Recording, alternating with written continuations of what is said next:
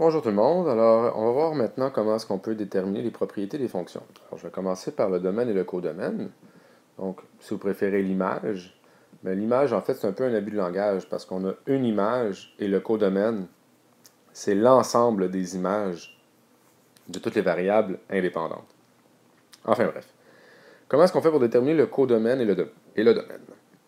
La première des choses, je regarde ma fonction et je veux savoir quelles sont les valeurs que la variable indépendante peut prendre. Donc ici, je vais aller surligner quelles sont les valeurs sur mon axe des x. Et on voit que mes x peuvent aller de 0 à 3. Et je vais faire la même chose pour la variable dépendante, donc les y. Donc pour les y, je vais de 10 jusqu'à 73. Oups, je suis allé un petit peu trop loin ici. Mais bon. Alors, notre domaine était donc de 0 à 3. Et notre codomaine allait de 10 à 73 parce que c'était la valeur où notre fonction arrêtait. Alors voilà comment est-ce qu'on peut déterminer le domaine et le codomaine. Maintenant, on va aller observer la variation. Donc la croissance, la décroissance et la constance. Donc moi, ce que j'aime bien faire, c'est d'imaginer qu'on est un petit bonhomme. Mon petit bonhomme, quand on regarde la fonction et qu'il se déplace de gauche vers la droite, est-ce qu'il monte ou il descend la côte? Lorsqu'il monte, on va dire que ma fonction est croissante. Lorsqu'il descend, donc ici, on va dire que la fonction est décroissante. Et lorsqu'il marche sur un plateau, on dit que la fonction est constante. Ici, on doit aller regarder les intervalles uniquement selon l'axe des x. Donc, quand est-ce qu'elle est croissante, décroissante et constante? Bien, on voit que, première des choses, elle est constante entre 3 et 10. Donc, entre 3 et 10, on a notre plateau. Donc, je vais aller écrire notre intervalle de constance, donc de 3 jusqu'à 10. Maintenant, la fonction, elle est décroissante quand? Bien, elle est décroissante après le 10. Donc, lorsque elle va de 10 jusqu'à 15 ici. L'intervalle de décroissance serait de 10 à 15. Et finalement, elle est croissante dans la partie bleue, donc entre 0 et 3. Si vous voulez une définition un peu plus, disons, formelle, une fonction va être croissante lorsque les deux variables varient dans le même sens. Autrement dit, si les y augmentent et les x augmentent en même temps, on est face à un intervalle, un endroit où la fonction elle est croissante.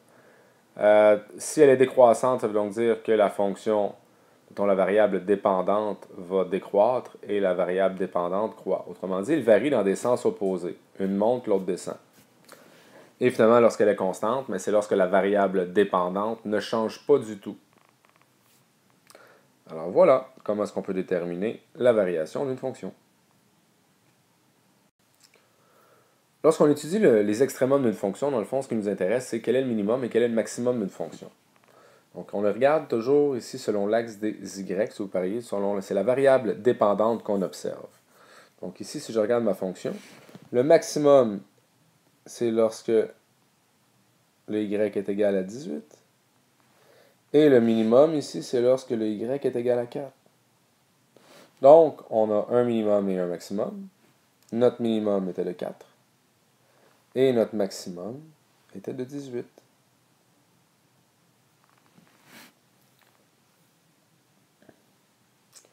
Maintenant, lorsqu'on étudie le signe d'une fonction, on s'intéresse dans le fond à la valeur de la variable dépendante encore une fois.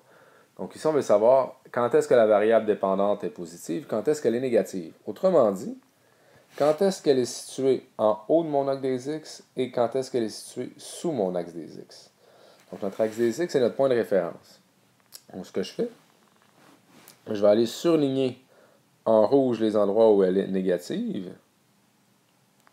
Donc ici et ici. Et je vais aller surligner en bleu les endroits où elle est positive.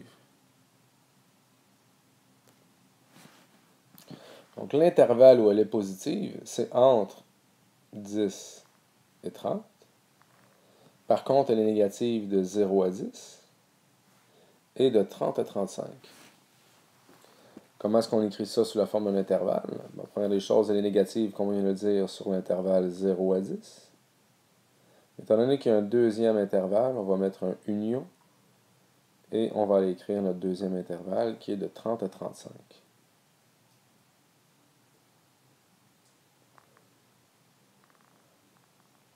Maintenant, elle est positive sur l'intervalle situé entre les deux, donc de 10 à 30. À remarquer ici également là, que comme pour la variation, comme dans le cas de la variation, le signe, on l'étudie dans le fond selon un intervalle qui est situé sur l'axe des x, sur l'axe de la variable indépendante.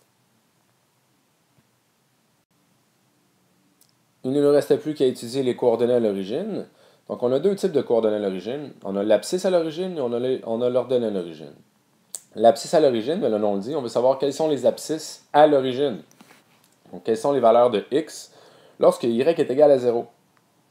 Ou, encore une fois, si vous préférez, quelles sont les valeurs de x où la fonction croise l'axe des x. Donc, ici, elle croise l'axe des x à deux endroits.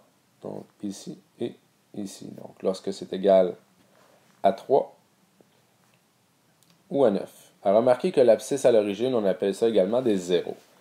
Et dans une fonction, il peut y avoir plusieurs zéros sans problème.